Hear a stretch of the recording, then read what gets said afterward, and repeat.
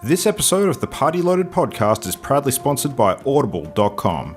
Check out their awesome catalogue of audiobooks with over 180,000 titles to choose from. And be sure to grab a free audiobook on us and support the show by visiting audibletrial.com/endgame. Let's party.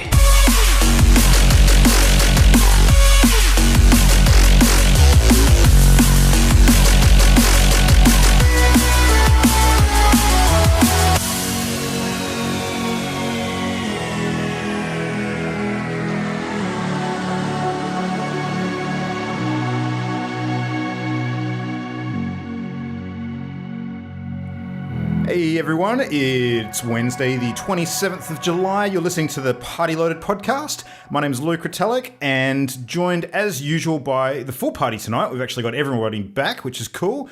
Imogen, welcome back. Hi. Thank you. You've returned from the studies of Doom. How did everything go? Returned from the ZAM.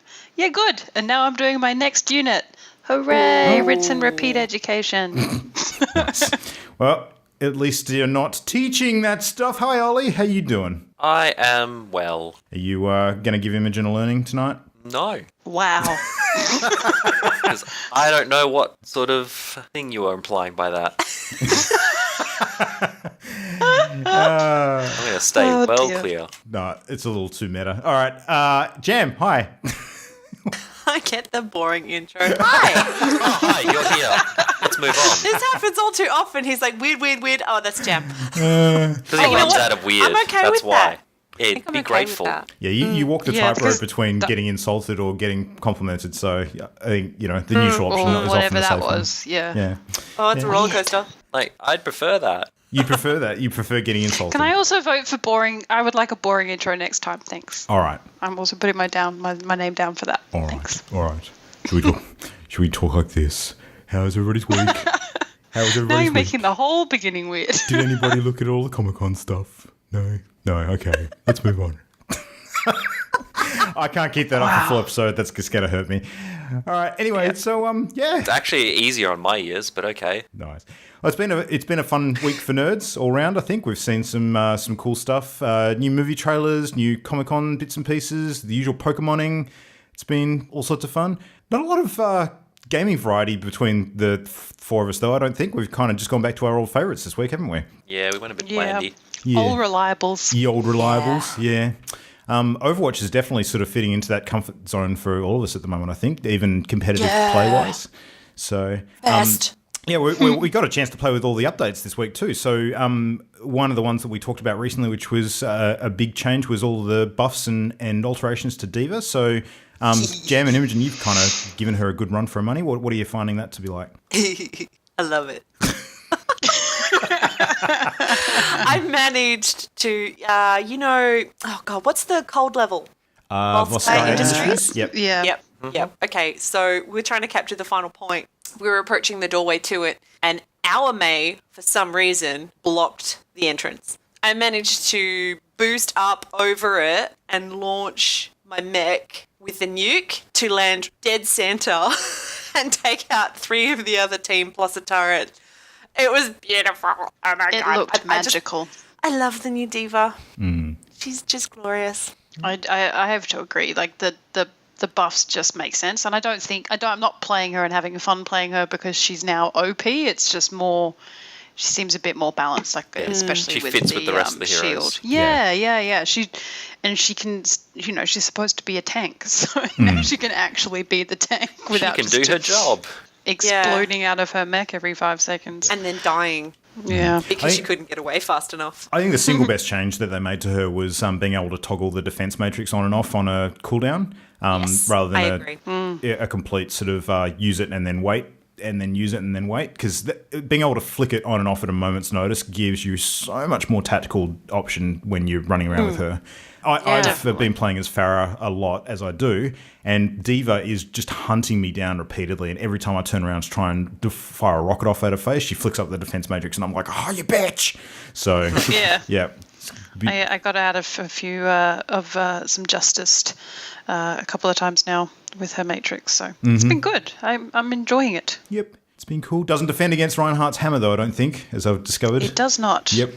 Just cool. No, only against ranged weapons. Correct. So Winston's punch as well, which is fairly decent. Well, I'd imagine that would be all of the characters' basic punches and melee hits then. Oh, sorry, I meant Angry Monkey. Oh, yeah, because that's all close combat. Yeah. Which has actually got a name, Gorilla Rage or something Rage, but we call it Angry Monkey. Angry monkey! Angry monkey! Angry Monkey! Just run around going, bad monkey, bad monkey, bad monkey. No, Trying to run away. it's pretty nuts. So the Anna, we've been able to sort of get a bit of playtime with now as well. So the new sniper character, Ollie, I think you may have played her the most out of us. Am I right? I tried her like once. Okay, I could be wrong then. So, she is Trixie. Yeah. No, she's and she's already gotten a buff, which is interesting after like being out for all of a week or two. So we'll cover that shortly. But it was funny actually when I was giving her a run and playing her like a sniper would. You know, you sort of set up somewhere and try and scope in on your enemies and that kind of stuff. Nope. And then you and I had a conversation partway through, and you were sort of making the comment that running around and firing it like a carbine is a lot more effective because you've got a decent rate of fire and you can actually sort of land accurate hits without needing to waste time scoping in every moment. And that made a big difference. I think Suddenly, she's viable. Yeah, or you want to be shooting heaps with her because you can shoot at your friendlies to heal them. You can shoot at the enemy to try and take them out. Generally, just want to be active and running around doing stuff. And because you're not wasting a whole bunch of time, like other sniper characters like Widowmaker or Hanzo trying to get into position because you can't most of the time. You can't climb. You can't rope up to gantries and things like that. You probably have a lot more time just to be running around shooting. So that was kind of cool. Yeah, she's basically never not shooting. Yeah, and that I gave her a shot this afternoon or this evening and really actually quite enjoyed it. But yeah, certainly I started off doing the sniper thing and thinking I'll be up here and then thought, no, actually it works better when I'm down like amongst people. I would say it's kind of similar. Like I play a lot of Mercy and sometimes Mercy will get into situations where it's very difficult, I guess, sort of get used to toggling between healing and your actual gun, which she does have if you get sort of trapped or you're being chased by someone. But at least with Anna, you instantly sort of damage enemies and heal friendly, so you don't have to make that decision. It just auto chooses for you. So it's kind of cool. Yeah. She'll take a bit of getting used to using the sleep and her little grenade thing, but it seemed good. I got a little bit confused by her ultimate. I was like trying to put the ultimate on an enemy, and it wasn't until sort of I bumped into my team again that realised that it has to be on allies. You know, I it's just read the absolutely. part that said it causes non-healing to enemies. I was going to say, it's absolutely terrifying when she pops her ultimate to beef up a raging Winston. That is insane. It is. That's exactly what I did this scary. afternoon. It was super fun. You know what else is super fun? Throwing the sleep dart at the same Winston. Oh, really? Yeah, putting him to sleep mid-monkey rage. Nighttime. It's hilarious. Yeah, it's really good. I've seen that sleep dart used a couple of times really effectively now. Road Rage from Roadhog as well, when he sort of fires up his Gatling gun and starts shooting everything and just suddenly goes to sleep. That's hilarious. I haven't seen her throw it at Justice launching Farah yet, though, which is when you get that voice line, apparently. So that'll be cool to finally see that one go off. But super fun character. I have been seeing her pop up a bit, but not dominating the games, which I guess is exactly what you want to see. You don't want to see her in every single group upon release, because then it's kind of like people using it because it's the new shiny rather than because it fits a natural spot in most teams. So yeah, it's good. Overwatch continues to be that game that even when I'm getting my ass handed to me and doing terribly, I'm still having a really good time. So yeah. So competitive season's definitely a balance. Winding up though. Hey, how have you guys sort of found competitive season so far? Like we're going to be seeing the end of that come around second week of August, I think. 18th was that date we pulled out yesterday? I think that was about there. Yeah, That's almost third week, yeah. Yep. So we don't have too long to go. I mean, obviously they've made a couple of changes sort of partway through, and we're going to have a break between now and season 2. But are you enjoying competitive play, or are you preferring to drop back into quick play? Do you have any different thoughts on it? I enjoy competitive play, but that's because I'm naturally a more competitive person, if that makes any sort of sense. Like, back when I played CS Source a lot, I quite enjoyed that, and it's reminding me a lot of that. And so I'm sort of just falling into that rhythm. So I like it. I enjoy it too. I just get sick of the first to 3 hold the point games. I don't know. For some reason, I'm not enjoying them as much. I like the moving objectives and advancing. Yeah. But yeah, I don't anticipate getting the animated spray. You're not going to get top 500 in No. the US servers? No. But Jam, only if you tried. Well, I'm going to need more buddy nukes. I mean, Yeah. Ollie's probably performing the best out of all of us in terms of the overall ranking. And how far off that would you be, mate? You'd be still I way off. am miles off. I'm Yeah. like rank 100,000-ish or so. Cool. So get on That it. gives you an indication. Yeah. I don't think that's going to be happening anytime soon. We've got, No. I mean, a friend of ours is on nearly enough competitive points to get one of the golden weapons. I think they're on about 120, 130 That's points? not near it or close. That's That's not even half. halfway. Is it? I thought it was 200. Is it 400? No, it's 300. 300. Okay. Wow. All right. That seems a whole lot more ridiculous than I thought. Cool. We have good nights and we have bad nights. Just I think I've seen one golden weapon so far, and that's it. Yeah. I mean, I was originally under the mistaken impression that they were only going to unlock at the end of the first season, but no, I guess it makes sense that they could be purchased anytime. Start to show them off straight away. Yeah, cool. I mean, it's still really fun, still super awesome. Be good to see when they add some more maps and things into the game, but I don't know if they would consider adding maps mid-competitive season, whether that would affect the structure of how those games work or not. It's a big I question mark. imagine they won't. Like, they might release it for quick play to go, yep, test. Okay, next competitive season, this map is now part of it. Yeah. Yeah. How I Or like imagine they'll do that. brawl, push people into the brawl by offering a new map only in the brawl mode or something like that. We'll see.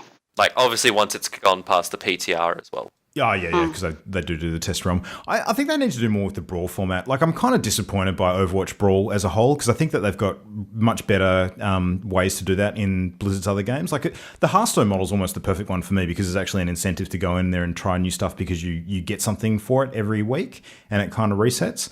I don't see why they wouldn't consider that for Overwatch, like offering, a player portrait or, even a loot box. It's not like it's it gets people in playing the game regularly, and that would be good for their model, I would assume. I don't see why that would be a bad thing. It's not like it's going to take people, a short amount of time to get every loot box. I think it's more that because competitive is the new hotness at the moment, essentially, and everyone's wanting to see how they rank up versus other people, that sort of thing. So I'm definitely getting the impression now that quick play is let's just muck around and try stuff out. Yeah. Rather than what it used to be, which was like, oh no, let's take it relatively serious. Not super serious, but relatively. And then now it's Quick a play lot games more have laid back. definitely gotten easier, and I don't know if that's because most of the competitive players are flocking to competitive, or if it's because as a result of playing competitive, I've gotten better. Might be a bit of both, actually. 6 of one, half a dozen of another. Yeah. Well, look, I definitely feel that the competitive play has made me think more about what I'm doing and kill a few of the bad habits that I had previously. So I don't know how you guys feel about that, but yeah. About your bad habits? Yeah, possibly. Yeah. No. No. It's one of those things. You kind of just get into a rhythm. You work out what characters work well on different parts of different maps, and it's that comfortable familiarity. Because there's definitely a bunch of maps now that when we're playing together, like the four of us plus whoever else is on, I know that we fit into a bit of a rhythm, and we kind of know what we're doing before we even jump in. So. Which is a good feeling to have. It's definitely when the teamwork starts singing, and our communication gets to the point where we often don't need to tell each other what we're doing specifically, because we all kind of know what's going to happen. So, Yeah, I definitely feel like the competitive mode of anything is just kind of highlighted to me that, unfortunately, the characters that I enjoy playing are quite commonly other people we play with also enjoy playing. So in competitive mode with the only one of each hero, it has been a little bit difficult for me to sort of play a character I felt I was strong in. No more double bunnies. So no more double bunnies. I know that in the past, if I wanted to go diva, then Jam would just double up a soldier 76 or whatever. But it gets really difficult. So that's kind of a balance, I guess, playing with people you do know, and we all know what we're good at. And then I was like, cool, I'll just get good at Reinhardt. And then Luke comes on the other day going, that's it, guys. Reinhardt's my new favorite. Like, blah, blah, blah. I'm like, great, awesome. I guess I'll find something else that I can be good at then. I was But not that's okay. sniping You're Reinhardt. allowed to be good at that as well. Because then if Yeah, Luke no, doesn't no. go Reinhardt, you can. Yeah. Or vice yeah, and versa. so that's what I'm saying. I'm having all that competitive really has done is point out to me that I need to spend a lot more time playing a lot of other different characters. I actually am quite keen. I read up a lot of done today about Zenyatta. So they got a bit of a buff recently. So recently. So about giving it a go. That's why I gave Anna a go this afternoon. Sort of thinking about support, being an all-round support. Zenyatta's increased rate of fire, I think, has really made a difference with him. But I've discovered from testing him a little bit more after the changes that Zenyatta is a really good character that just does not fit my playstyle at all. I'm far too aggressive to sit back and lob orbs with him. I prefer to get up in people's faces a bit more. So, and if you do that with him, you just get killed real fast because he's squishy as. So Yeah. So that's what it would be good for me to give him a go. So we'll see. We'll see. I love that the most aggressive support character, the most aggressive healer is not aggressive enough for Luke. Yeah. Well, yeah, but do you know what I mean, though? Like, I do there's know what you aggressive mean, and then but it there's is funny. my brand of aggressive. So, There's Luke playing Doom aggressive. well, Yeah, I mildly toyed with the idea of becoming what I'm going to call Doom Mercy, which is where I just use the gun and don't use the heal part, and see how that goes. But we'll see. Look, man, I've been run down by a few mercies recently. I know that's a legit strategy if you've got the Oh, skills. I love it. When I see a Mercy and she's got a gun out, she doesn't have her little healing pole out, then I'm pretty impressed. I will bow to those people because badasses. Because then they can still res. So you've got another healer like Lucio doing your sort of your bulk AoE heals, and you've got someone good with a gun, and the gun's not bad in terms of just sort of keeping fire on people, and then she just reses people when and if needed. I like to think of each playstyle as mercy and no mercy. Just get a whole Oh, I like that. Yeah. Yeah, works pretty well. So cool. Well, anyone else been playing anything else besides Overwatch? We've had Pokemon Go. Yeah. Pokemon Go. Anything new in Pokemon Go? What's your count now? How are you tracking on those? Oh, Oh, I don't know. good question. I have to boot it up. But I had another adventure to Point Perrin. Mm-hmm. That was glorious. There was a Charmeleon. So excited. I'm so jealous. You saw a Kangaskhan Oh, man. It was nearby. in the city. But I didn't know where nearby. 3 footstep glitch needs to be fixed ASAP. Damn Oh it. my gosh, so annoying. And I know there was a Dratini nearby me today at one point, and I was like, I can't follow you. Stupid So, 3-step. obviously, this glitch has been a thing for a while now since the game's been launched. So, I mean, when it's working properly, it's supposed to show you Pokemon within range of either 1 footstep icon, 2 footsteps, or 3 footsteps to sort of give a rough indication of how far you need to search to find it. And everything's currently showing at 3 footsteps, regardless of how close it is, which makes things really difficult. Yeah. But a lot of people seem to be getting around this now by using Pokemon map sort of sources online or apps of various different sorts to track down where some of the common sort of spawning or nesting locations for different Pokemon types are. And Ollie, you saw someone using something today that was allowing them to actually fool the GPS on their phone into thinking that they were moving around when they weren't. So what was that exactly?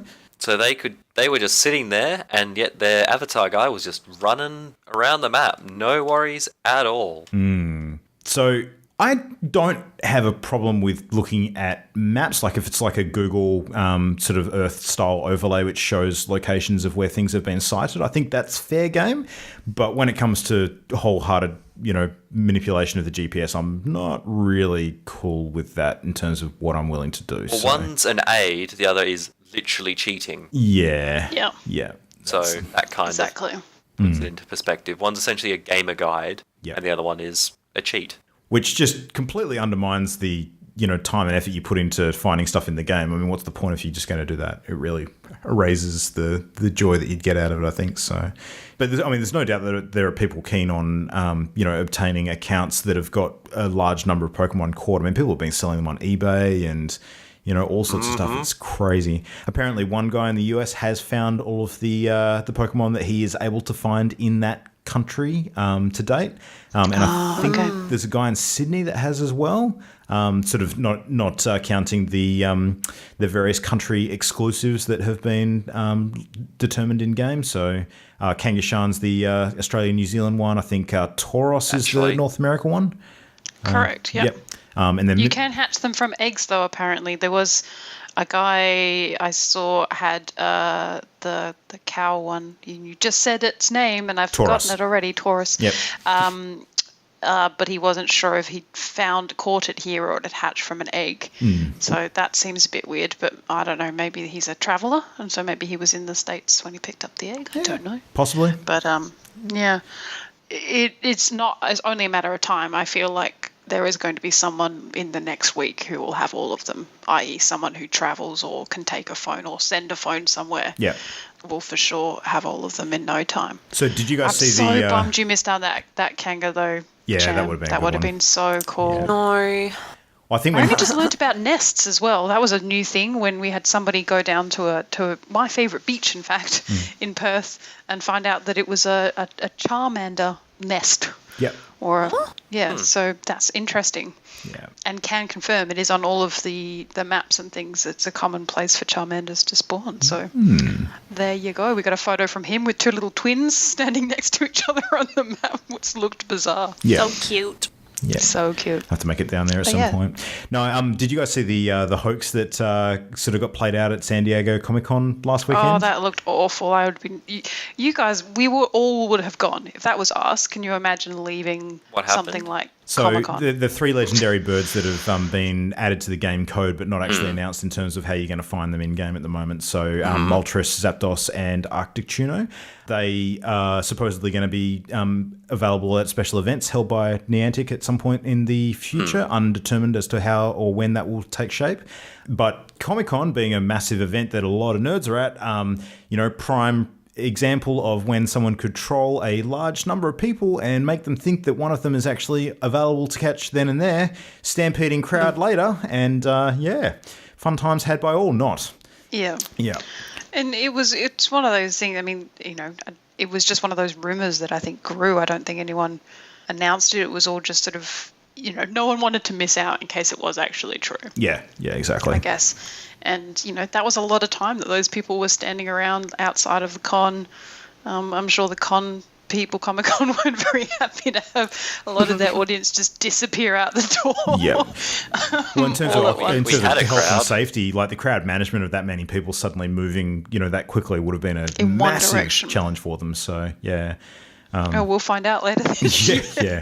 I would not be surprised to see something similar happen at PAX Oz over here. I think that's entirely, likely. So if there isn't a planned event, I wouldn't be surprised if someone, does pull something like that. But I'm almost thinking that might be why, Yug recently sort of he posted up that he's organising a Pokemon walk mid-PAX. So getting people in a group to move away from the venue. If they were going to do some sort of event, I think that actually makes more sense so that it doesn't create that congestion and chaos.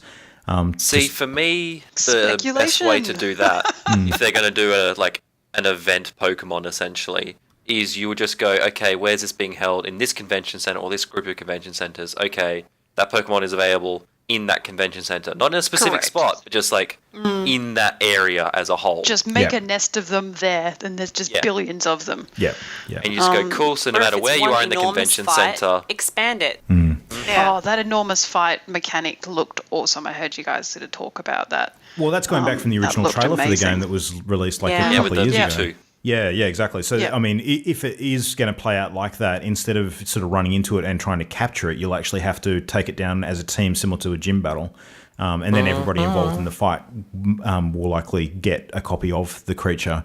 I see it almost like a massive marketing stunt for them. Like, it's like creating a giant flash mob in a huge public location. It definitely is. This whole app has to be to drive the new Pokemon's coming out at the end of the year and everything else Nintendo's got going. I know it's not a Nintendo product necessarily, it's just a licensed name of theirs, and Niantic are really sort of the developers, but can't help but feel like the way that Nintendo is so precious about its content and releasing that content, seems silly that they wouldn't consider it as a marketing tool.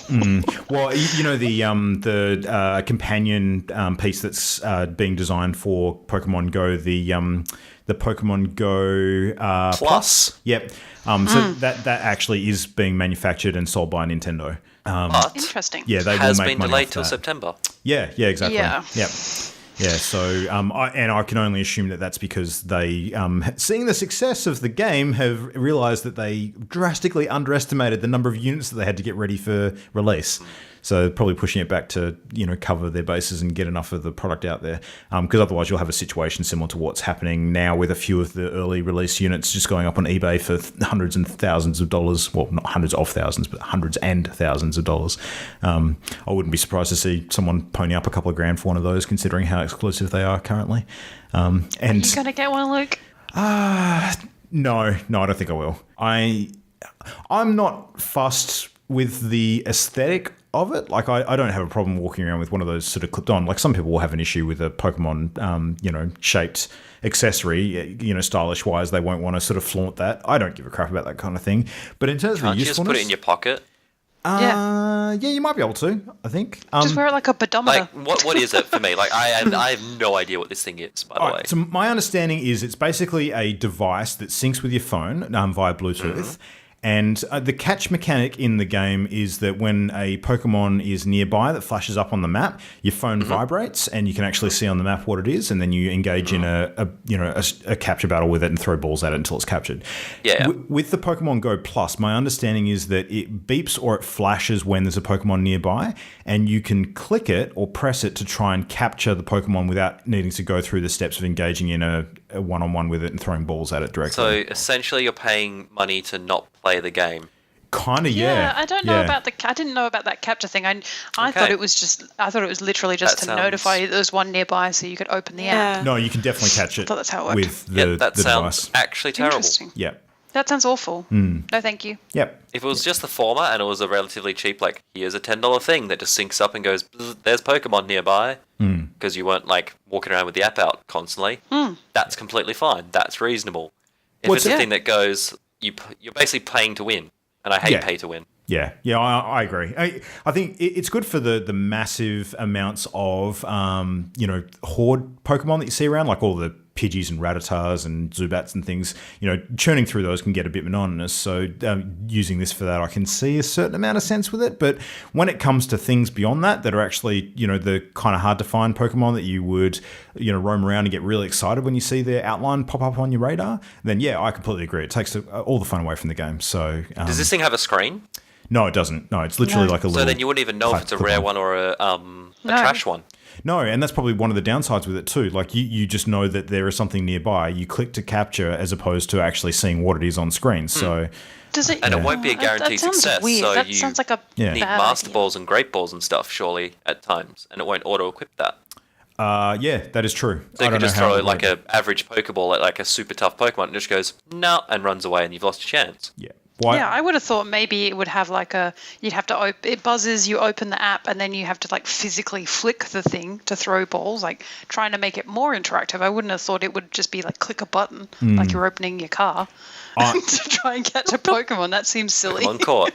Yeah. Well, look, Yeah. I may be slightly off on that, but I could swear that that's what I heard it did. You may actually have the option, so you may be able to click on it to try and capture the Pokemon with like a fixed chance of success, which can't be manipulated because I think we've realised that you can increase your chance of success by using Great Balls, obviously, and throwing berries at the Pokemon to try and keep it in the encounter with you. Throw berries at its face. Yeah, exactly. Take a berry. Ugh. Be healthy. Eat fruit. Yeah. That's it. But yeah, if you use it, I guess people might want to do that. I don't know. Yeah, I mean, at the end of the day, it's going to make money for the company producing it, isn't it? So there's motivation. I really right there. had high hopes that not only would I see people playing Pokemon Go, but I'd see people like physically trying to like flick things at an imaginary Pokemon. That's the world I want to live in. So I was on the train today and I saw 3 other people in the same carriage as me playing 3DSs with, I'm pretty certain, old school Pokemon games on them. So I think there's been a resurgence in activity for the main Pokemon games as well. And of course, I've been playing mine. I'm playing through Omega Ruby at the moment as well. I'm actually doing what is called the Delta episode, which is kind of the post-game adventure content that is in the game. So when you finish Omega Ruby and beat the Elite Four and the Pokemon League champion, there's basically like a whole... it's almost like a DLC episode on the end of it, which is part of the main game, so it hasn't been downloaded at all. It's like literally a bonus thing. But during that, you get the opportunity to catch a couple of legendaries from previous games, which is kind of cool. So... And which ones are available can vary depending on which title you've got. So I think the Alpha Sapphire one has options to catch a different couple of legendaries to if you've got a Mega Ruby, and therefore you can sort of trade between the two of them, which is kind of cool. But yeah, my quest to catch them all has gone pretty well. I've currently got, at last count, 421 out of the 721 that I need. So done too badly. My gosh. Yeah. Wow. Got quite a few to go. I'll keep you posted. I think I'm going to try and hunt down a copy of the game that I can play on my 2DS, just to give it a shot before the new ones come out, before I invest some money in another DS that's going to sit in a cupboard. Oh, look, 2DS is fine. Like, I don't use any of the 3D features on the games at all.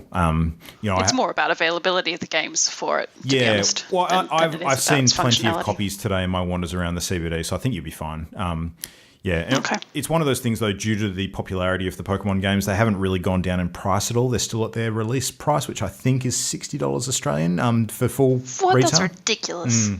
Yeah, Welcome to Give me a Australia. second-hand one. Yeah. it is Australia. Even the previous titles, X and Y, are still the same price. Like, they haven't dropped down in price at all. You see them, but then again, I mean, retailers that are selling them right now may not be inclined to discount them when they're in high demand either. So I guess that's a point. Yeah. Supply and demand is a thing. Yep. So yeah, that's been pretty fun. I'm just enjoying playing on my DS again, actually. I kind of realised how much I was missing it. Like, playing games on your smartphone, and I do a lot of Hearthstoning on my phone, obviously, is fun. But I don't know, there's something about holding the DS in your hands with the full range of controls that just, I don't know, I like it. Feels comfy. It's good. Goes back to the Game Boy days. Yeah, absolutely. Yeah. So, speaking of feeling comfortable with controls and stuff, let's kick into some gaming news of the week, because we've got some new details on the Nintendo NX. So have you guys been following this during the week? Sort of. Yeah. But I'm waiting for actual solid reports. Stuff, yeah. Well, the stuff that's been happening this week largely came about due to a report released from Eurogamer. And it was something that was collaborated by several sources, and they sort of came together and agreed on a lot of the points. So whatever this has been born from, I think some of the major media outlets that up until this point have been very hesitant to kind of make a call about details on the NX because there's been a real deficit of information have suddenly come out and said, no, this is the stuff that we know, which means that we're getting close to the point where we're going to have, solid supported by Nintendo, official info on what's going on. So they'll probably be holding a Nintendo Direct at some point in the next couple of months. I think they mentioned September is when they're going to start officially making announcements. And I think there's a big trade show of some sort on at that time. Might be the CES, Consumer Electronics Show. Oh, I may have that mixed up. No, that was earlier in the year. It's a different one. Anyway, probably irrelevant because Nintendo tend to do their own things anyway. Like they'll probably do, online videos to support whatever announcements they're going to make, as opposed to, waiting for a large public event to sort of release stuff. So, but this is what's come out of the week. So it looks like the NX is going to have detachable controllers that sit on either side of its screen.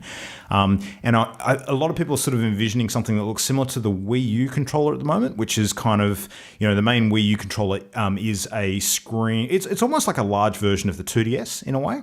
So you've got the screen fit center, and then you've got the controls on either side of it. And the unit can take traditional style sort of controllers as well. So there's a Wii U controller that looks a bit more like the PlayStation DualShock or the Xbox controller. Actually, it's a bit more like the Xbox One, to be fair. But the main Wii U controller is that sort of built-in screen, and it has a bunch of functionality supported by various different games for the touchscreen stuff.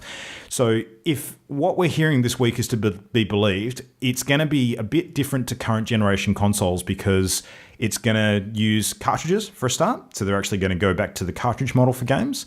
It looks like it's going to be a dual sort of purpose console and handheld system. So the idea seeming to be that you can sort of have it playing through your TV, or you can literally pick it up and walk away with it and play with it sort of away from the base unit, because the base unit, all of the hardware itself is actually built into the controller. So weird. What does that sound like to you guys? Is that something that sounds interesting? It sounds like rumors and conjecture. Yeah.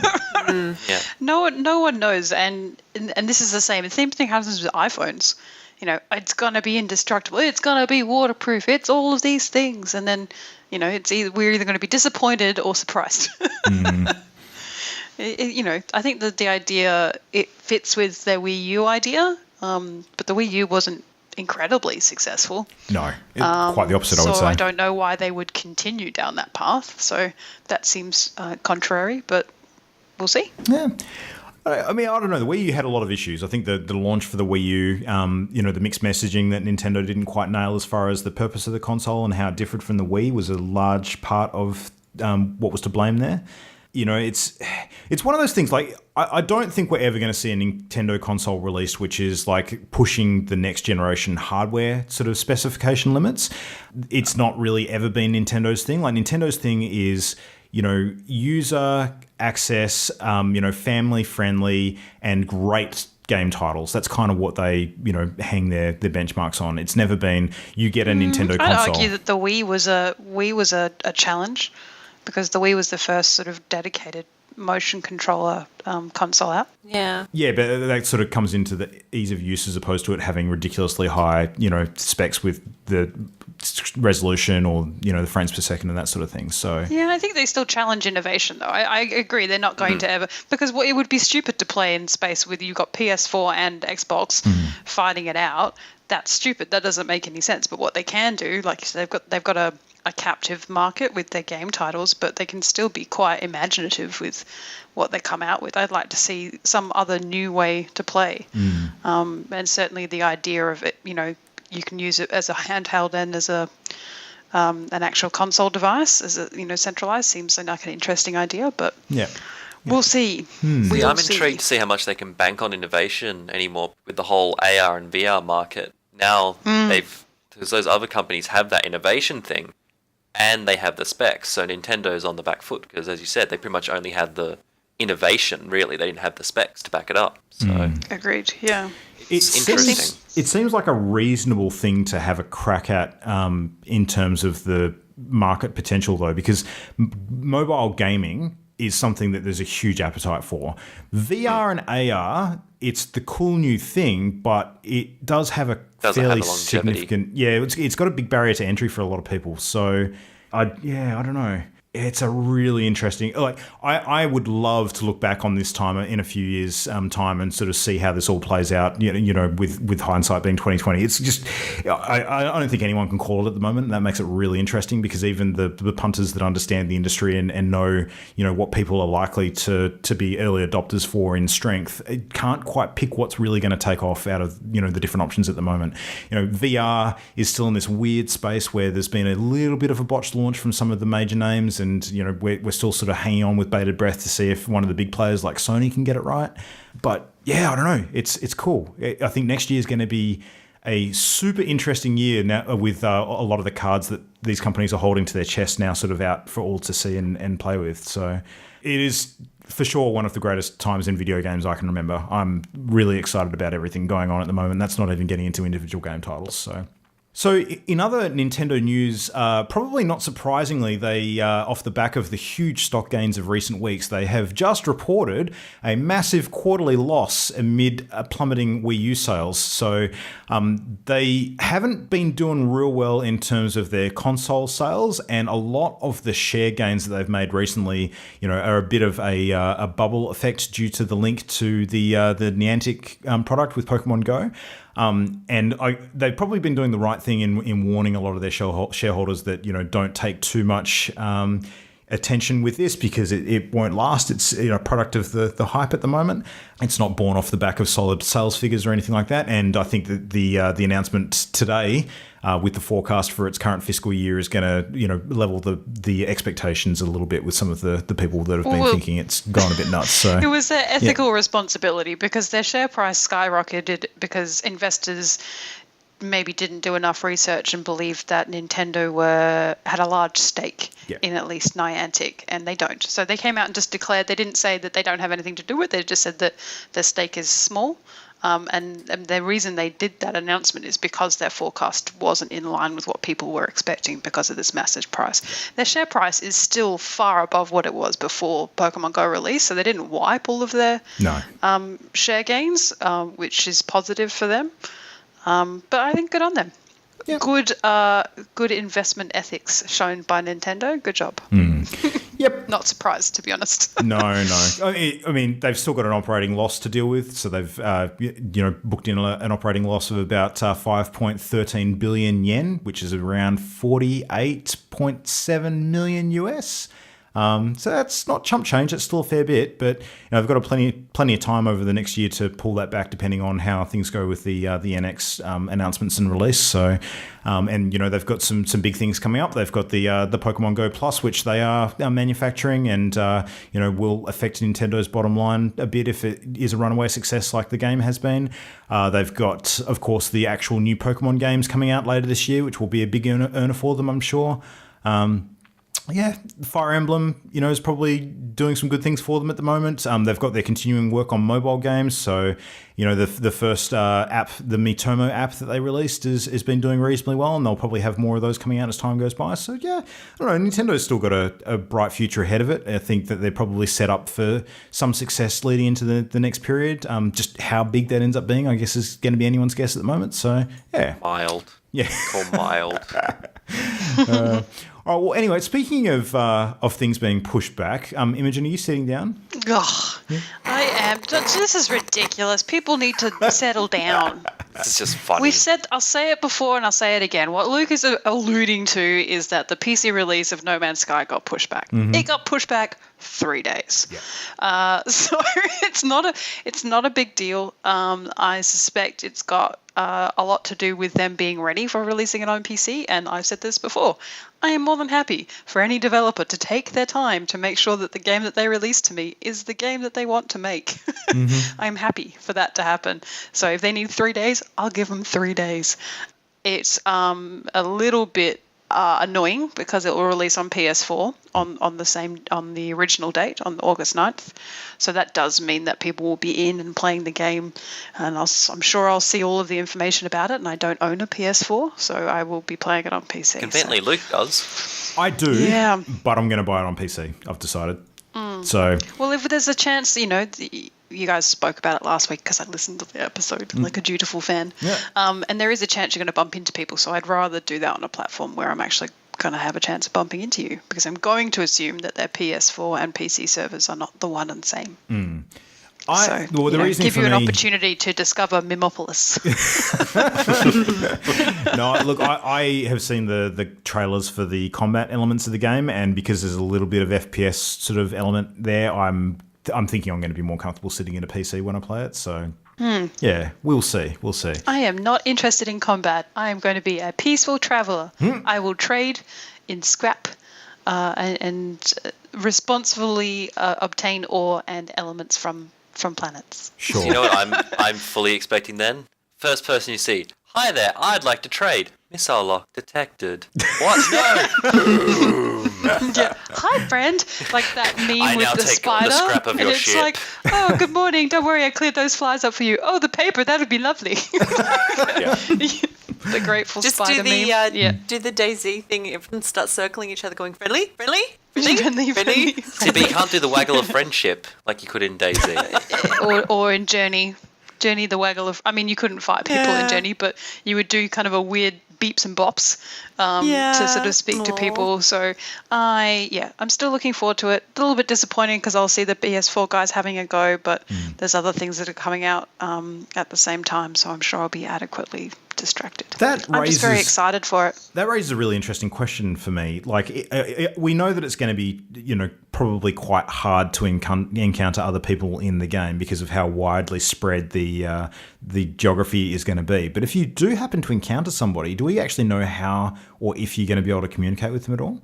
Is that going to be built in? I presume you would be able to because it's not that hard to do. Games like Rust do that already, and they do it quite well. So they hark on a lot about trade, the importance of trade. I mean, you've got to, we still don't understand what our end goal is other than we've got to travel to the center of the universe.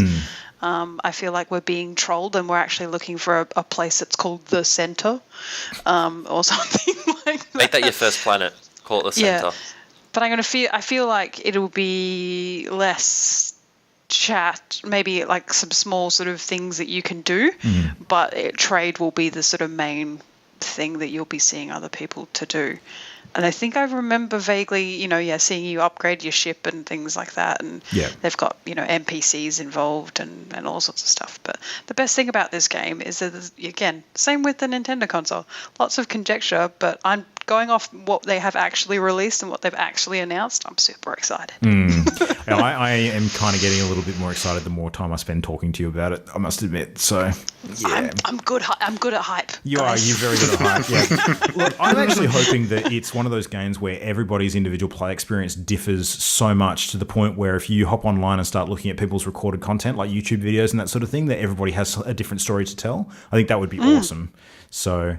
and if that is the case, I may have to do some video content of my own. I think that'd be a fun thing to do with No Man's Sky. I think it'd be a lot of stories to tell, a lot of things to experience and share with people. And it does seem like a game that sharing your experience would be a real fun part of it. So, yeah. Do we get to vote on what you name animals and planets and rocks and things? I don't know. I'd probably just think of a cool theme and go with it. So... name them after my most famous French cuisine or something like that. I don't know. Just find something interesting. That is so random. To spend a day in Luke's brain. No, I'd rather not. Excuse me, sir. I'd like to trade some escargot with you. Yes. Yeah. No, I don't know. I don't know. You're going to make them all fancy, like fine dining. Could do. I'm going to name this elephant-looking animal charcuterie. Can you make it really confusing and call something un baguette? So someone asks for 3 un baguettes? I like it, Jem. Yeah. I like it. You don't want to piss them off, though. They might get cross like the cut of your jib with you. Yeah. All right, cool. Well, let's talk Overwatch briefly. So we covered a couple of things that have been going on with it. They have made some balance tweaks this week for Anna. So Anna's rate of fire has increased slightly, and the magazine that she has for her sniper rifle has increased from 8 to 10, I believe, which is nice little boost for her. She's a tricky character to use, so I think it's not outside of the realm of possibility to give her a little bit of a helping hand. McCree was the other interesting one, though. So we just learned today that McCree apparently has had his effective range reduced a little bit. And that falls in line with some of the gameplay I've observed recently with him, where there seems to be McCrees running around that are almost sniping people from afar with their pistol, and it doesn't really suit the theme of what he's supposed to be doing. But to compensate for that, they have increased his rate of fire with his alt fire as well, so he can fan the hammer, very, very quickly and sort of keep moving. So. Yeah, they've essentially focused him to be a more close range hero, which is what he's meant to be. Yep. And so that's completely fine. And despite the fact that he's effectively been hit by the Nerf bat a couple of times recently, he still is extremely effective. And anyone who is, getting a bit down on the fact that he's, been touched in a bad place a bit recently should still remember that he's really, really good. So, it's been a gentle Nerf bat here and there. That's it, yeah. That's been good. But the other cool thing Overwatch-wise that got announced this last week was apparently there's a new deal between Blizzard and Dark Horse to bring Overwatch comics and art to the scene through Dark Horse Publishing. Dark Horse. Dark Publishing. Horse. Dark Horse. Sean Connery is spin-off. now Sean Connery, doing yeah. Overwatch comics. Yeah. Yeah, Overwatch comics, we've already seen a few of them, but, seeing some good quality ones done with a bit more length to the story would be really, really cool. So, Apparently it's going to be the origin story as well. So they're going to do a graphic novel, and they're going to make that the 100-page, I think, graphic novel. Yep. And it's going to be the origin story. Super cool. And I'm okay with that. I can't think of many Overwatch fans that would not be. I think there's going to be a lot of people that will jump in and attempt to data mine the comics for hints about upcoming characters as well. So, Well, I heard again through other podcasts and everything else, so not confirmed, because there was another thing that I spoke to today, which is not true. But apparently, they've done the whole viral marketing. So at the end of one of the clips, there was static, and if you sort of saw through that static, you saw a hex code, and if you convert that back to binary and then go to some website, you can convert it to a QR code and scan the QR code, and then that gave you some details about a potential new character, which is called the one that we thought was going to be Anna. Sombra. With S. Yeah. So that's pretty cool, and that's really in-depth kind of marketing and kind of cool. And I first came across viral marketing with 9 Inch Nails about 1 billion years ago. But it's a really cool idea that, now we can be trolling through everything. So they kind of created a rod for their own back. Everyone's scrolling through everything officially released by Blizzard now for patterns and Sombra has become the Mewtwo Mewtwo of the Blizzard world. Seriously. Oh, definitely. Yeah. Definitely. What is Sombra? Yeah. Exactly. Is it a skin for Anna? What's happening? Yeah. Everyone's getting very excited, but and lots of backstory to come, and it would just be I more than anything, like, I'm enjoying playing Overwatch, but more than anything, what I would like with these comics and everything else is does this mean there's going to be a campaign mode at some point, or are they just trying to utilize the story they created for an MMO that never happened? It's just really interesting. I think it's the latter. I would love them to, but I don't expect them to. Yeah. Yeah. I think it would be awesome, but no, don't. It seems a bit backwards to what they've created, but it would be really cool. I think it would be very popular. I'm super okay with no campaign mode for Overwatch, because I think there's a lot of other avenues that they can use to tell that story. Oh, definitely, but I would like one if it was done well. I would not say no. They were like, here, we've read our new patch has a campaign mode in it. I wouldn't be like, no, stuff that. Yeah. I'd be like, yep, I'll play the shit out of it if it's good. Getting something for free? Yeah, sounds good. I'm not sure if you're picking it up on my mic, but I apologize if you can hear sirens in the background. There has been cops up near conveniently near a Pokemon gym near my apartment almost every night for the past 3 nights. I do not know what's going on, but there's a lot of sirens happening right now at my house. Wow. Yep. Pokemon's getting intense, guys. Yep. There was a rumor that Zapdos was doing rounds of your suburb. Cops pulled out an Everyone APB for a flying Pokemon bird. Yep. Mm. Oh, no. Cops probably shoo everyone Sorry, away guys. so that they sorry if can you get can the hear Pokemon that. themselves. Yeah. I would not Yeah. be surprised by that, especially given a couple of friends we know that are cops that would do that. I would not be surprised at all. So while we're on the Blizzard train topic, we have had a bit of info this week about the BlizzCon 2016 tickets going on sale. But the virtual tickets in particular are available. Now, this is something that, BlizzCon's really cool how they do like a virtual ticket for people who aren't able to physically attend the convention. So the thing with, BlizzCon, obviously, there's a lot of barriers to entry when it comes to actually getting to the event itself, not even withstanding the geography and travel distance for some, but actually getting hold of a ticket for some is really tough too, because there's usually only about 20,000 or so of them, and a lot more people globally that would want to come if they could. So it tends to sell out lightning fast. But you can actually pick up a virtual ticket for the event, which allows you to hop online and while the convention's going on. And if you're one of those sorts of people that really just thrives on seeing the information about all the new releases and all of the keynotes and the communications around what's coming up in your favorite games and that sort of stuff, virtual ticket's perfect because you can actually view the streams live and see all of the presentations without having to fight the crowds and get all of the detail in clarity, which is super cool. So, you can pick up a virtual ticket, and BlizzCon usually has had a whole bunch of merchandise and sort of loot that you can pick up at the event, which you kind of miss out on if so much loot. Yeah, it's heaps. If you're not there in person, you don't really sort of have a chance of getting it. But what they've done this year is super cool. So the virtual ticket actually allows you to buy the BlizzCon goodie bag, or you can actually purchase the goodie bag in a box from the online store as well. So usually a whole bunch of cool collectibles. This year they've got a commemorative Stein for BlizzCon X because it is the 10th convention, which is super cool. Some coasters for World of Warcraft. They've got some ETC guitar picks for Heroes of the Storm, which I think is awesome. It's on a keychain, so you sort of wear them like dog tags around your neck. There's a cleaning cloth for Hearthstone, the inflatable Reinhardt rocket hammer. There's some Diablo 3 gaming dice. There's just lots of fun, cool stuff. So, and that's not even counting all of the digital goodies that they'll no doubt announce at a later date, where you'll be able to get sort of things for your games. I think that is the best part of virtual tickets in the past has been, skins, mounts, pets, etc. Has always been the biggest thing for BlizzCon. I know that BlizzCon last year was super devastated that you could adopt for $10 a plushie version of some of their cutest little pets, and they came with a little tag around their neck that if you typed in the code, you got the pet in WoW. Oh, I wanted one so bad. That's awesome. Yeah. But yeah, so stuff like that. So I feel like there's more to come with it. I looked at the virtual tickets and thought, ooh, but it's the same weekend as PAX. So my chances of actually being able to stream that stuff live. So I'll have to watch it after the fact anyway. So well, it's the same I'll weekend wait as to PAX. closer to the time. They're not going to sell out of virtual tickets. They might sell out of the boxes. No, that's true. And you can watch the stuff But I'm after not the that weekend fussed. as well. Yeah.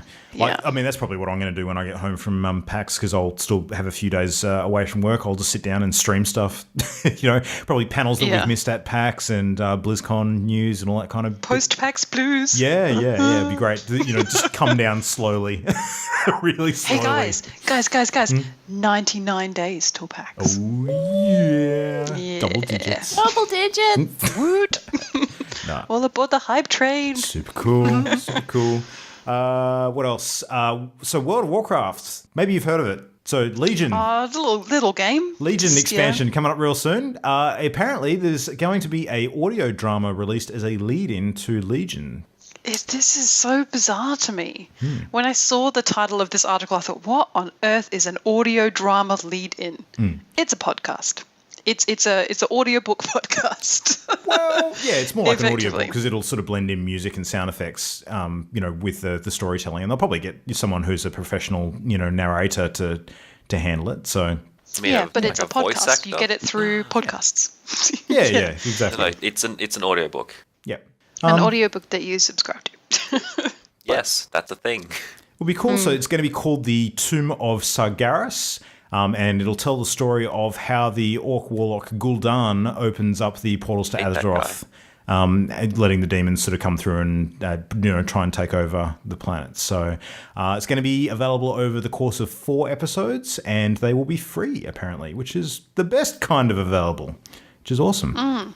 Yeah. It's interesting because it's what the Warcraft movie covered. So I'm not sure. Maybe they're feeling like they need to reset something in people's minds, or I don't know what's happening there, but we'll see. They did kind of merge a lot for the movie, so maybe this is a sort of a different element of it that I'm missing. Possibly. But, yeah. Well, actually, very interesting. Now, keep in mind, I've not seen I the would World of definitely be Warcraft listening. movie yet. Oh, sorry, the Warcraft movie you have. Yes, Now, the Warcraft... which is why I'm being very careful with my words. No. All right. Well, I mean, people who are familiar with Warcraft history in general will know that the movie covers the first game, right? So that's kind of the history period they're looking at? Yeah, sort of. Yeah. Yeah. Yep, that's a yes. So not World of Warcraft, the original Warcraft. Now, No, it's original Warcraft. original yeah. Warcraft. Yeah. So, the orcs sort of, coming through the portal for the first time, attacking Even I know Azeroth. that one. Yeah. So Yeah. if I'm not Gul'dan, mistaken, opening up portals, doesn't bringing through Gul'dan an try army. and bring the demon army through after that? Doesn't that take place as the second sort of big invasion?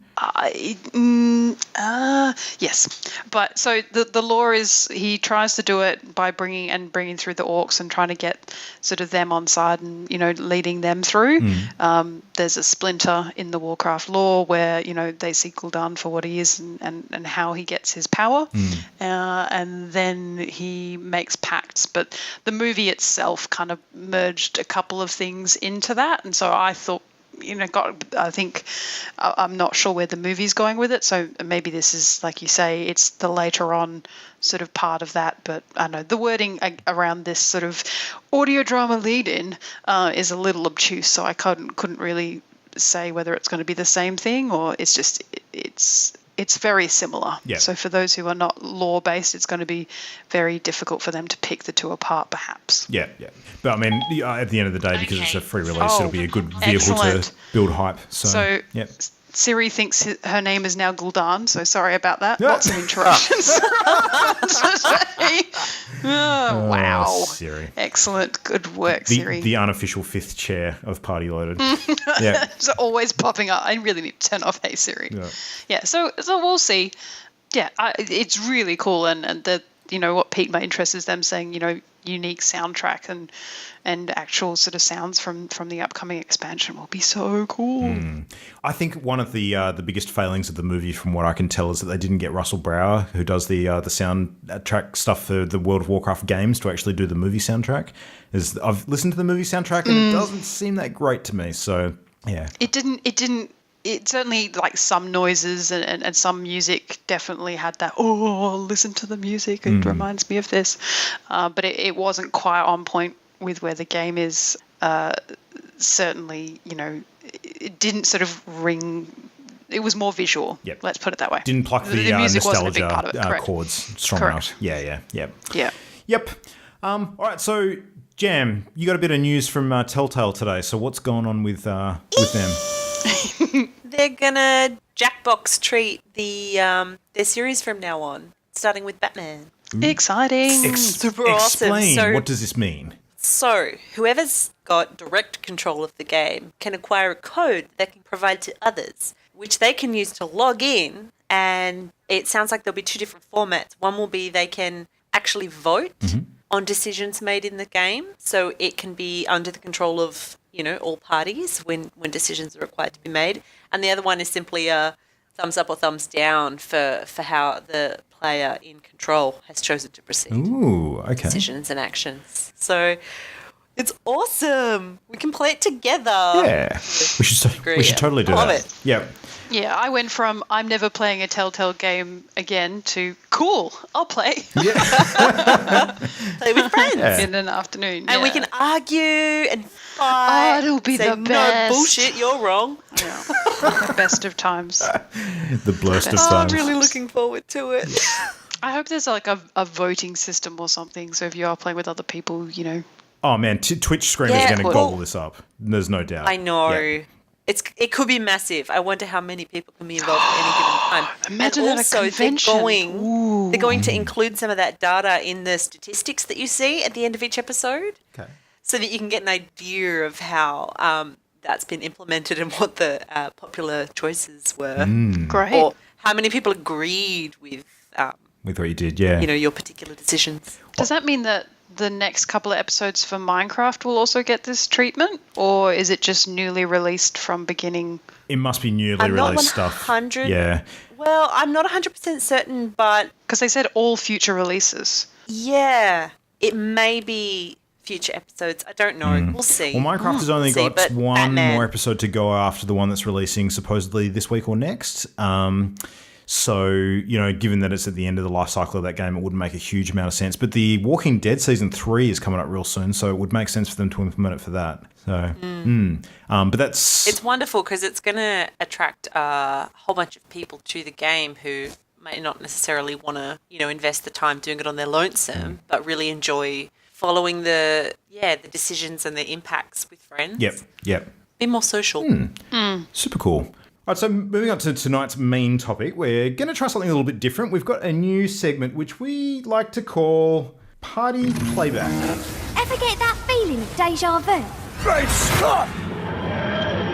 All right, so what we're going to do is, because there's a whole bunch of video gaming which we don't get to talk about because it's not sort of in the current focus with what's hot and new, we're going to do a bit of a look back in gaming history and pick a year and basically talk about what happened in gaming or in the gaming industry during that particular year. So, Jam, which year are we going to focus on tonight? 2001. 2001. All right. So pretty massive year, all things considered. Now, I'm just going to do a very, very quick intro to 2001 to get you all in the headspace for what this period of history was like. So a couple of big things happening around 2001. We had Wikipedia went online for the first time. So it was a big milestone there. Napster, of course, if you remember Napster, the audio sharing platform, that got closed down by court order during 2001, following an injunction on behalf of the Recording Industry Association of America. Microsoft released Windows XP. Apple released the iPod. We had popular films like Harry Potter and the Philosopher's Stone come out. Lord of the Rings, Fellowship of the Ring, of course. Shrek. It was the year that we got Fast and Furious. We got our first look at Lara Croft as a feature film with Tomb Raider. Jay and Silent Bob struck back. Destiny's Child got bootylicious with us while Janet Jackson was having wardrobe malfunctions. And of course, probably one of the most infamous events that happened during 2001 was the 9/11 terrorist attacks. So the tragedy that then led to the US invading Afghanistan and all of the stuff that basically changed history from that point onwards. So all things considered, 2001, pretty massive year. A lot of stuff going on. I thought you were about to say we didn't discover any giant black monoliths, but No. you went really dark. We did discover that you could apparently become a space tourist if you have enough money. So there was a guy by the name of Dennis Tito who actually became the first ever space tourist during May of 2001. So, multi-millionaire who basically paid his way onto a space shuttle to go out into the dark beyond and check things out. So, yeah. Also, the year I graduated school. Nice. Bonus. Big year. Big year. Yep. I think during 2001, I was working in a community coordinator role at Games Workshop, sort of organising events and roadshows and marketing sort of stuff for the company. So that was, lots of fun times. I was studying biomedical science. Nice. I just started high school. Actually, no, I wasn't. Sorry, I lied. Just so young. What? I was going to say. Second year of high school. Yeah. Yeah. Damn! Oh, teeny tiny little year 8. Toodling through life. Hilarious. Adorable. Was big, a big year in video gaming as well, as it turns out. So we probably just set the scene by talking about what consoles and platforms and things were big around 2001. So it was basically mid-cycle for the PS2. So that had been released the year prior, and we were getting to the point where a lot of the main sort of PS2 games were starting to drop and seeing some good titles coming out.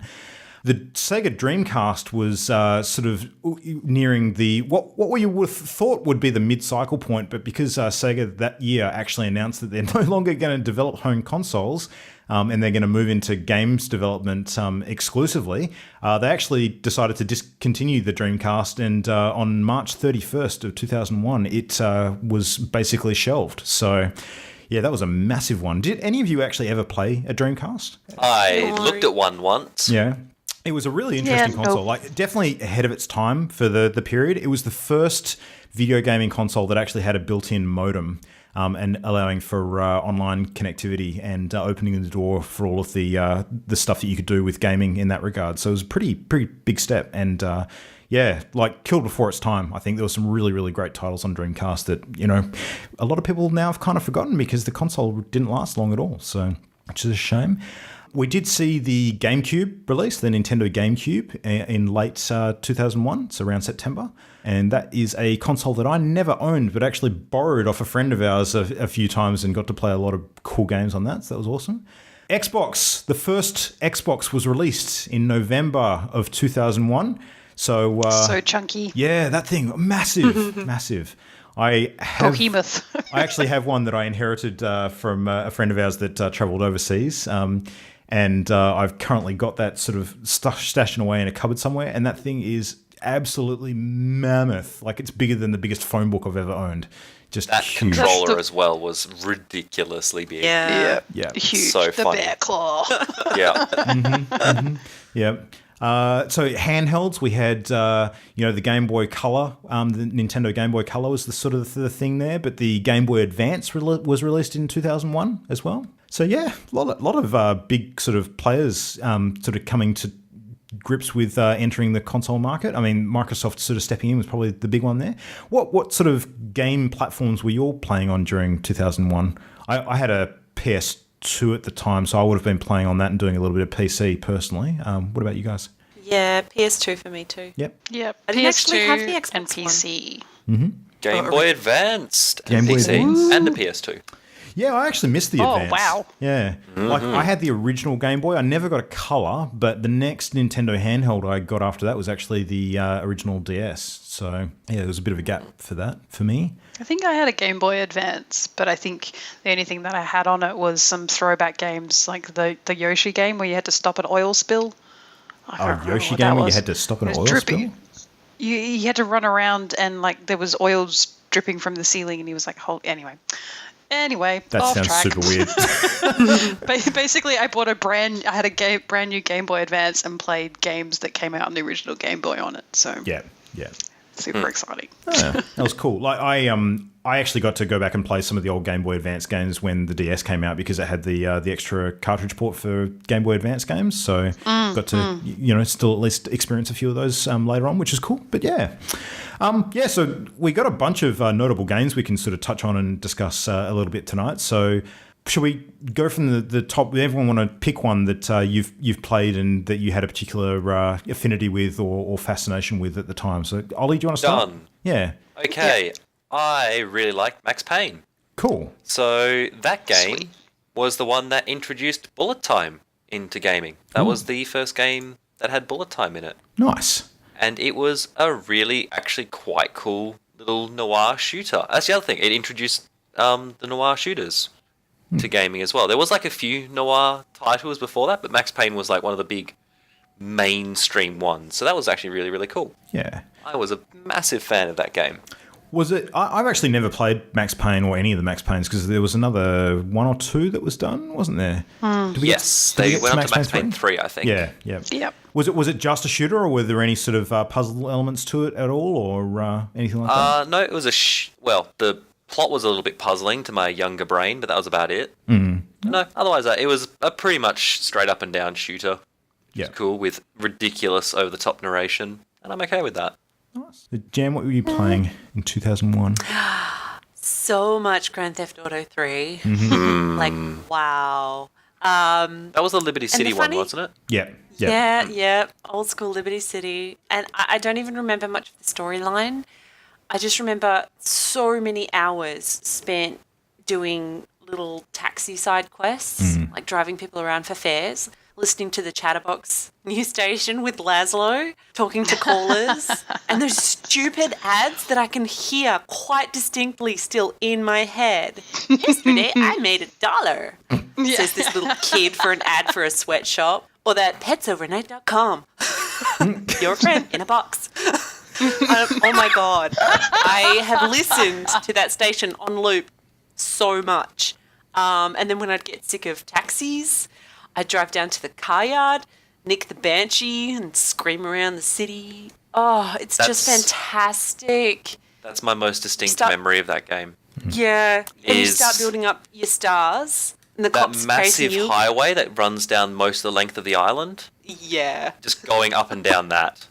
All right, that's what and I then remember it builds most. up to helicopters chasing you, and the lines from the police, particularly the helicopter pilots, so fantastic. We're gonna kill you. Dude, you can't say that. I miss it so much. I'm gonna have to go play it now. Yeah. It's just glorious. And it was the first truly 3D GTA. So first time you got down and into it, it was third person, but you were right up close exploring this amazing city. Oh, full on open world fantastic. game too. That one was huge. I remember Yeah. I played the hell out of that For game its as time. well. Yeah, I actually got stuck on a point of that game, which to this day I couldn't actually get past because I can't remember if I actually rented it. I might have rented GTA 3 actually, and if I did, I probably rented it a bunch of times and played it. But there was one particular mission that I got stuck on where you had to hold up a convoy of military vehicles, and there's a tank you have to try and steal. And the idea is you need to distract the guards and try and get into the tank's hatch and then basically drive off with it. But for some reason, I could never find the control to actually let you open the hatch. Or I couldn't work out if it was actually like a bug or something that was preventing me from doing what I was supposed to be able to do. And I'm sure at the time I actually looked up game guides and tried to find the answer and couldn't actually locate what they were telling me to sort of open on the tank. There just was nothing there. But, oh man, that frustrated the hell out of me. That was really annoying. I don't even remember that. I don't remember specific missions, just generally, killing time in game. Yeah.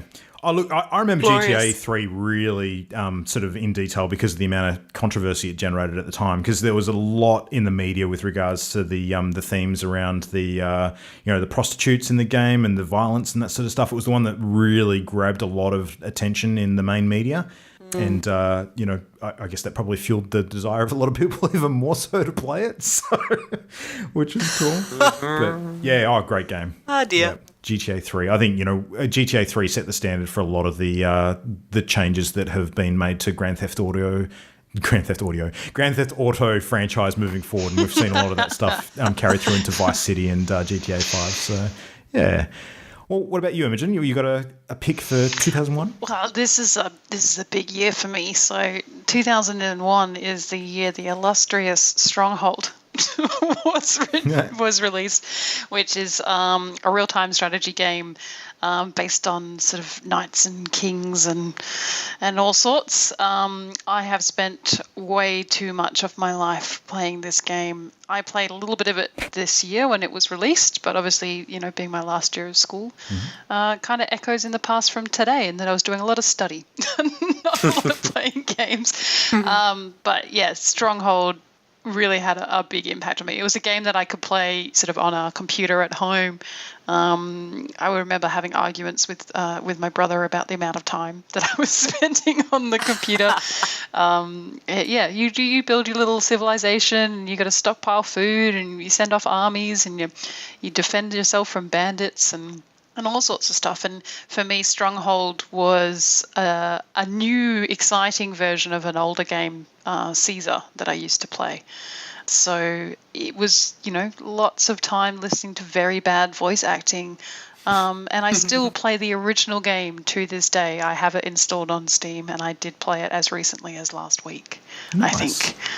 So, when I moved house, I found my anthology CD, which is all of the different Strongholds. So it made a big impact on me, and it's just it's not super fancy game. It was the year of the real-time strategy for me.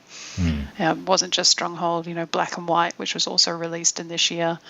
Even though I spent a lot more time playing Black and White 2, which was a later release. Yeah. Black and White was fun. It was the best game. Jam and I, before the podcast, were talking about it, and I got a real itch to play it. So I think I might seek out a copy of Black and White 2 and give it a play, because that game was fun. The narrators were the best. Was that the one that was similar in the theme to Fable with regards to how you become good or evil depending on the actions that you take? Yes. Yeah. Well, two more so than one. Looking back, sort of one was kind of quite basic. There still was some of the mechanics you see in 2, but 2 really focused on your creature development, and you had the narrators were the devil and the angel. Yep. But yeah, the start of some got really pooped on. Yeah, everyone got pooped on. So your big creature was mean, then he would poop all over the place and make your villagers sick and all sorts of stuff. I remember that. Oh, just the best game. It was the most fun. So Yeah, so 2001 was big for me. Mostly, I think it was my my first foray into a serious sort of real time strategy. Yeah. Good times, good times. Well, the one I'm Now I going to wanna pick play on to Stronghold. chat about is Metal Gear Solid 2. So Sons of Liberty.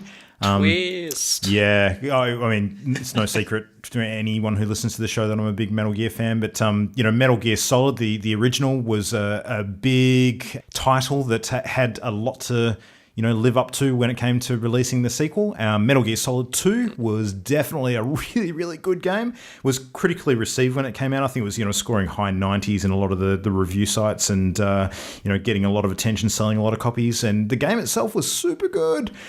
Didn't have any of the really weird sort of defining stuff that the original Metal Gear had. So there was no boss battles where you had to plug in a controller to the second port or anything crazy like the Psycho Mantis battle of the first one. But the story was... This is kind of where I think a lot of the crack smoking Kojima sort of story stuff started coming out. It was weird. It was super weird. It follows on with a lot of the themes established in the first Metal Gear where, you're up against a military organization of sorts that, is or isn't associated with like an offshoot of the American government or, a secret organization or a secret society, called the Patriots, that sort of thing. You're never quite sure exactly who you're fighting against. There's a lot of conjecture with regards to how the plot addresses that. But this one was interesting in that you were actually offshore at a massive sort of almost like an oil refinery out in the ocean. And scenery-wise, it was very similar to how a lot of the bases in Metal Gear Solid 5 look now. Because in Metal Gear 5, you kind of build up your own sort of base of operations, which is like an ever-expanding sort of sea-based platform. And this entire game was basically taking place on one of those. So you weren't on the mainland at all. You were sort of, running around gantryways and sort of, hanging over railings and, trying to hide from enemies by doing that. A lot of the hiding mechanics were still in there. You could still hide in boxes, which is the age-old, proven tactic in Metal Gear games. Just hilarious. But you could do some really cool things in this game that didn't appear in the first one. So you could actually run up behind enemies and hold them up at gunpoint for ammo and stuff, which was cool.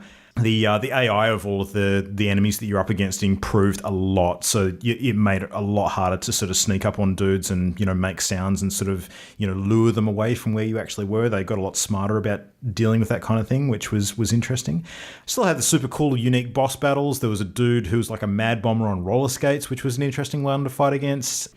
But yeah, the end of that game when it came to sort of fighting the new iteration of Metal Gear and all of the plot twists that happened after that, it got super trippy. Like it was almost like dream state kind of level of complexity with regards to some of the stuff that was going on with the plot. So yeah, really, really bizarre. But the thing that made this game unique looking back at it now is that it was one of the Metal Gear games that actually advanced the storyline from the original Metal Gear Solid, whereas a lot of the ones that came after actually end up being prequels in terms of the story timeline continuity.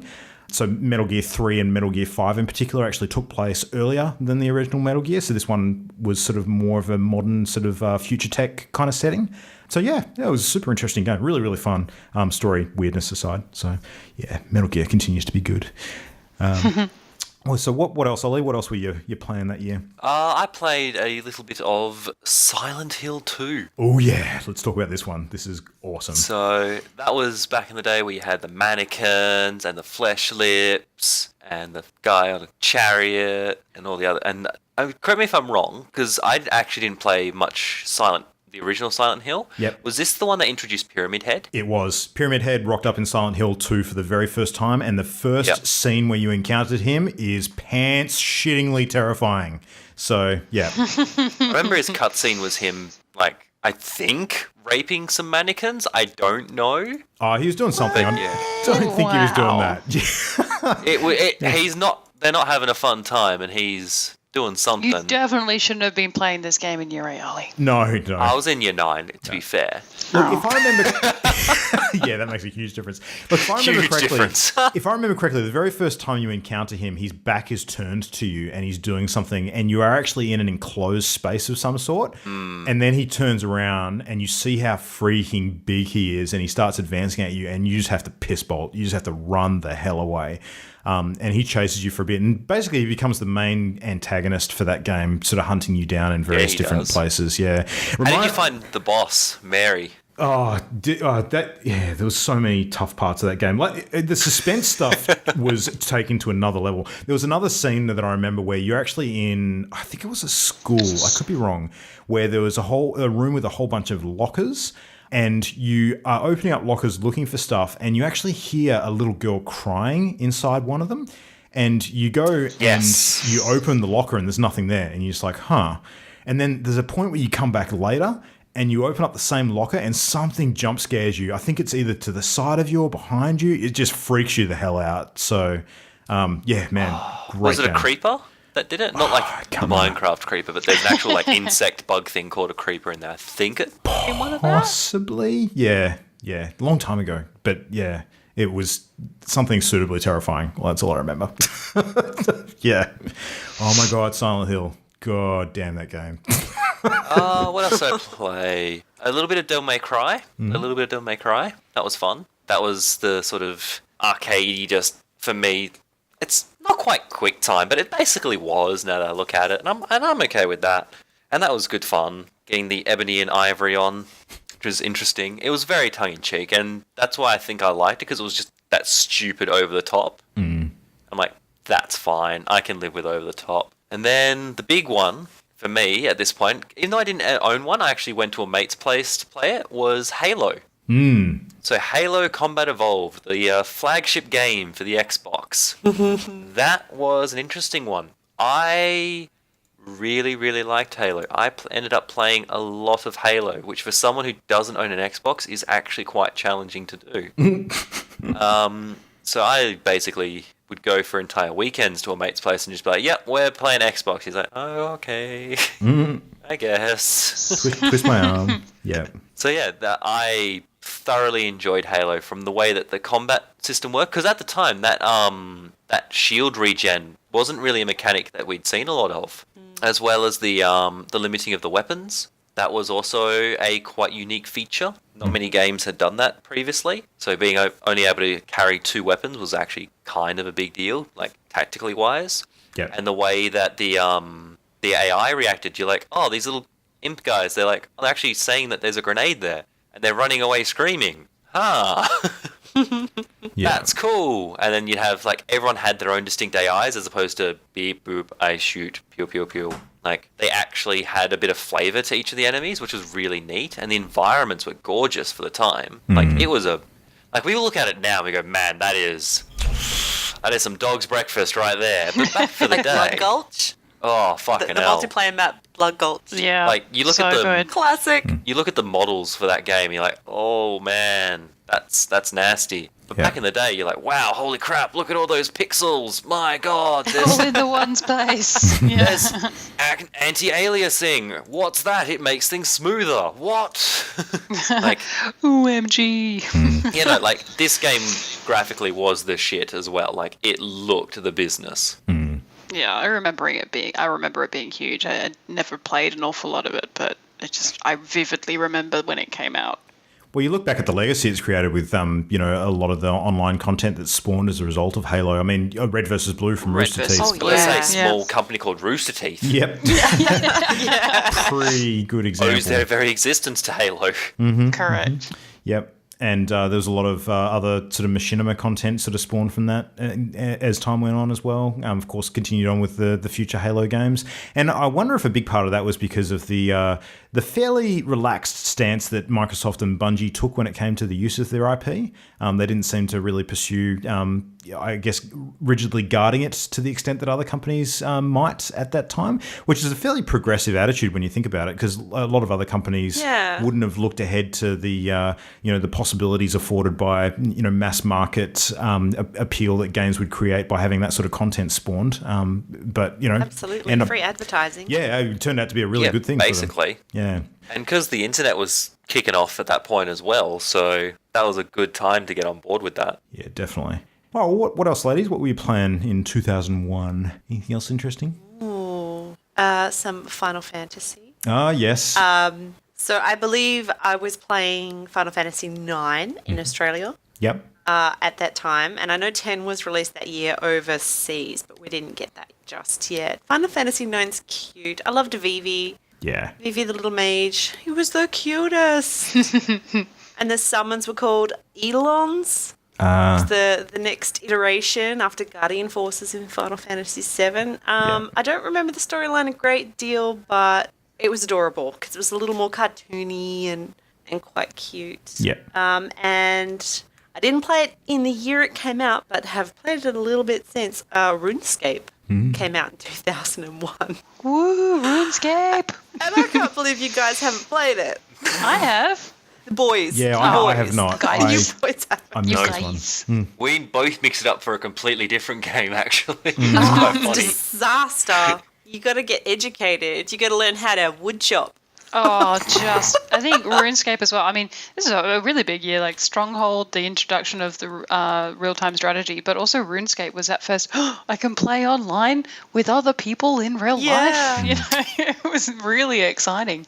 Chopping wood, collecting stones. So I just figured out the one everyone that Luke and I hovering. stuffed up. It was called Rune, and it was released in 2000. Oh, yes. Yep.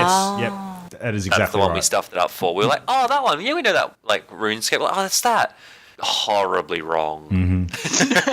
Not Wow. the same game at all. Nope. We should all jump into new It looks RuneScape, very see how different. It's going. Yeah, And I I'll, looked at it trim today. your armor for you. I'm sure that I'm also getting confused by a board game of a similar name as well. Like, I know Rune Wars is a thing, but was it the RuneScape universe? I'm Yes. not sure. Yeah. Rune is a common word. Yep. Yeah. As is Escape. As Not is to be Escape. confused with Ruin. Yeah.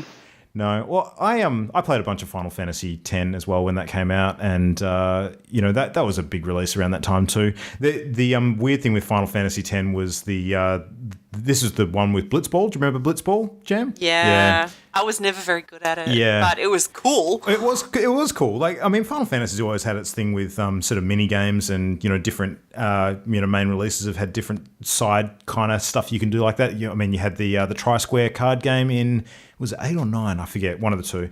But this one had the whole Blitzball phenomenon, and it was a weird one. The characters weren't quite as remarkable as some of the previous titles, like Titus, who was the main character in Final Fantasy X. I didn't really connect with in the same way.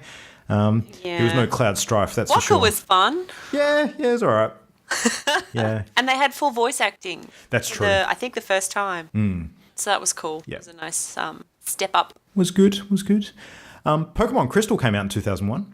So that was the third release along the gold and silver sort of time period. So as is common with a lot of the main Pokemon games, they tend to release them in pairs. So you get like red and blue together, gold and silver together, diamond and pearl together, yada yada. And they're essentially the same game, but each of the different sort of halves of the coin, if you like, offer a slightly different selection of Pokemon that are available to encourage trading between the two titles. So there's some Pokemon that you can only get in one or the other, and it actually forces you to sort of share between the two games. So some people who are complete addicts would go and buy both, of course. I never did that. I always only got one and just made sure I knew a friend that had the other one so we could trade together.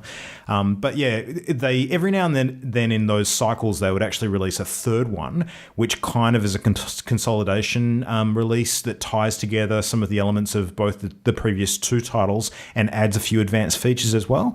And usually a additional legendary as well. So Pokemon Crystal had a new legendary that wasn't available in Gold and Silver. I can't remember off the top of my head which one was in Crystal, but it was a Game Boy Color release, pretty well received at the time, but one of those things that, if you owned Gold or Silver, you probably didn't pick up. If you hadn't picked up either of those, it's a really good purchase. So, yeah. Had some fun Nintendo stuff. We had Paper Mario released for the first time in 2001. Yeah. Which I think we've got a new Paper Mario game to look forward to next year, which will be kind of cool. Luigi's Mansion was another one. Luigi's Mansion is actually a super good game. You guys ever played that? No, I've never played it. So it's basically a Luigi-themed platformer set around the idea that basically there's a haunted mansion that Mario has been invited to and then sort of been lost in, like he's been captured or something's happened to him, and Luigi has to basically go in and sort of hunt for his brother and try and rescue him. So it is literally the first Nintendo game that I'm aware of where Luigi is the main protagonist. Like, he's actually the hero of the game. So he finally sort of got his time to shine without being overshadowed by his larger, redder brother. So, yeah. And it was a really cool game, like a lot of puzzling elements, mechanics that are a bit different to the classic Mario sort of titles, but it was a decent amount of gameplay to it too. It wasn't a short game by any length that, took you a little while to get through, and spawned a few sequels since then, so generally pretty popular, which was good. Yeah. What about Burnout? Did any of you guys play Burnout? Was that a thing? I did. I played Burnout. I played all of the iterations of Burnout other than the more recent ones. Mm-hmm. It was a really good game, but it was the launch of sort of what became the one later games, because the later games had the crash mode in them, which is super fun. Mm-hmm. Burnout is a driving game. The initial one was you sort of get cars and you get faster and faster, and you sort of get rewarded for doing more dramatic, more dangerous things like driving on the wrong side of the road or evading cops, those types of things. Strictly sort of driving, like championship-based game. Which was really interesting because it was sort of battling against the need for speeds, I guess, in terms of, fast cars and those types of things, but was rewarding people for bad behaviour. So I remember at the time it being a little bit controversial. Between that and GTA seems like a theme for the year. Yep. Yeah. Between that and the later iterations of it, solid little title, and they eventually cottoned onto the fact that people enjoyed crashing into things and seeing how big they can make the crash, and started giving you points for it, which was great fun. But Burnout was a great little game. I haven't played any of the more recent ones, but I can't imagine they'd be any less fun. They don't take themselves as seriously as your Need for Speeds, etc. though. No. So if you're expecting a Forza, you're not going to get it. But if you like sitting around with some friends and having a good time and seeing who can create the biggest car-based vehicular manslaughter cost, then this is the game for you. I can see that as a quote on the back of the packaging right now.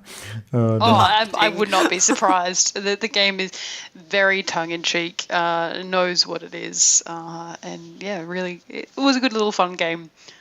This was sort of the beginning as well of, PS2 was sort of a platform where I played a lot of racing games, which I don't really do anymore. I should probably look into that. Yeah, I think the racing games I spent most time with since those days is usually your comical ones like your Mario Karts and things like that. So, yeah. See, I'm a big Need for Speed fan, huge Need for Speed fan. Mm-hmm. And Colin McRae Rally, which I'm sure will come up at some point in our little pre-games. Yeah, for sure. Oh, well, there you go. So 2001, 15 years ago. Turns out stuff was still pretty good. So it's a good time to throw out to our listeners as well. If you've got a particular year in the history of gaming that you think could be interesting and would like us to check out in a future segment, drop us a line and let us know. So you can hit us up at our email, which is mail@partyloaded.com. Of course, comments are welcome and encouraged on Facebook. So facebook.com/partyloaded. And hit us up on Twitter @PartyLoadedShow and let us know what you would like us to investigate and cover for a future, Party Playback segment. That would be cool. So next week, we have our Party Game of the Month episode coming up where we will be reviewing The Last Door. So, and of course, selecting our game for August. So we've all got our homework to do this week. We sure do. Yes. Mm-hmm. Yep, and checking that out should be interesting. A bit different to some of the other ones we've done recently, which is cool. So, and then we need to round up some new titles for consideration randomly for the following month. So if you want to send in some suggestions for our Party Game of the Month, now's the time to do it as well and be included in the mix for the next episode. So hit us up at the locations that I just mentioned previously. There you go. So what's on the plan for games this week, guys? Some more Overwatch, of course. What else is happening? Well, The Last Door. Yeah. I don't know if I'm going to get them now, but I've heard wonderful things about I Am Setsuna. The little JRPG nostalgia trip, and RimWorld, which sounds incredible. Some people have some amazing stories so far about that sci-fi survival. It sounds intense. It sounds brutal. I'm very curious. I am intrigued by Quadrilateral Cowboy. This sounds like a game I might enjoy. I'd say, judging by that title. It does sound like a page in the Kama Sutra, I must admit, but yeah, I'm not quite sure. Check it out. It seems to be getting quite a bit of attention at the moment, so it might be worth a look. So, Ollie, you want to do the Intriguing. quadrilateral cowboy with me? How does that sound? No. I'm going to Google it first to deem if it's safe. Yeah. I'm going to attach the safety rope this week and maybe try and delve into the World it's of a puzzle game. Warcraft. Ooh. Dun, dun, Bye. dun. We'll see you in See 3 ya. months' time, shall we? No, I want to pop on. We've got some people who are sort of warming up characters leading up into Legion, so hop on with them and spend some time with them and sort of reacquaint myself and start off a new hunter character. I think for the new expansion that I can boost. I went online and thought about boosting my old hunter, the one that I spent so many hours lovingly playing and crafting, but it feels wrong. So Too much time apart. yeah. Yeah. So if I'm not in the next episode, I'm still playing World of Warcraft. It could be the end of the world of Warcraft. Nice. I might go back and watch the South Park episode of that, actually. That was kind of cool. All right, well, that's That's a good episode. That's it for us. So until next week, see you later, everyone. We'll see you soon. Bye. Bye. Au revoir. The Party Loaded podcast is a Channel Endgame production. For this and more great gaming content, bookmark channelendgame.com.